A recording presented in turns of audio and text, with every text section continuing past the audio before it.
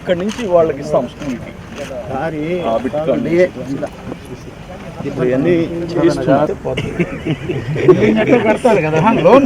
అంటే అజీజ్ గారికి ముఖ్యంగా ధన్యవాదాలు తెలియజేయాలి.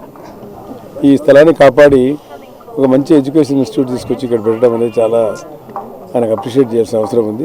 ఒక మంచి ఆలోచన చేశాడు. ఈరోజు కూడా స్కిల్ డెవలప్మెంట్ కోసం అని చెప్పి చంద్రమోహన్ రెడ్డి గారిని పిలుచుకుపోయాడు.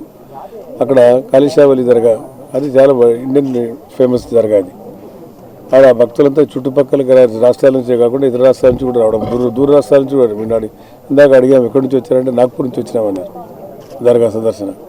అటువంటి వారికి ఈరోజు ఎవరైనా బయట నుంచి వచ్చిన భక్తాగ్రస్తులకు వారికి కనీసమైన మధ్యాహ్న భోజనం సదుపాయం కలగాలని చెప్పి మధ్యాహ్న భోజన పథకం కనీసం 500 మంది తగ్గకుండా ప్రతిరోజు ఉచితంగా దర్గా తరపు నుంచి భోజనం పెట్టడం అనేది మంచి కార్యక్రమం చేయడం జరుగుతుంది.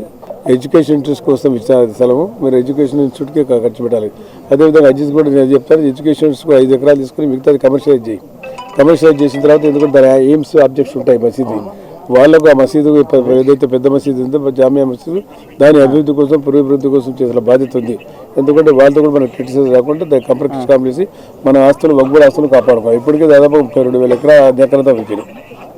పేరుకు మాత్రమే ఉన్నాయి కానీ అన్ని అన్యాక్రాంతం అయిపోయి అందరి దుర్మార్గం చేతుల్లో వెళ్ళిపోయినాయి. ఇది కూడా చెప్తున్నాడు కదా, ఈయన లేకపోతే ఇది కూడా వెళ్ళిపోయేది. ఇది కూడా మంచి రిచ్ ల్యాండ్, కాస్ట్లీ ల్యాండ్ దొరకదు. మంచి సెంటర్లో ఇంటర్నేషనల్ స్టాండర్డ్ స్కూల్ పెట్టడం అనేది స్వాగతించే విషయం. కాబట్టి అజీజ్ గారికి తోడ్పాటు ఉంటుంది, అందులో సందేహం లేదు. నారాయణ గారు కూడా ప్రామిస్ చేశారు 20 కోట్ల రూపాయలు సిఎస్ఆర్ ఫండ్స్ నుంచి ఇస్తామన్నారు. సంతోషం. ఎందుకంటే పెద్ద పెద్ద కాంట్రాక్టర్ నుంచి మన దగ్గర పనిచేస్తారు, 1.5%, 2% వర్తిస్తారు. ఆ డబ్బు మనకి ఇస్తే మనకి అభివృద్ధి కార్యక్రమాలు చేసుకోవడానికి అవకాశం ఉంటుంది. కాబట్టి ఒక్కరు కూడా ఆస్తులు ఉన్నాయి, మీరు కూడా దాంట్లో దృష్టి పెట్టుకొని ఈ బోర్డు ఇన్స్టిట్యూట్ రాష్ట్ర వ్యాప్తంగా ఏ రకంగా డెవలప్ చేద్దామో ఆలోచన చేయండి.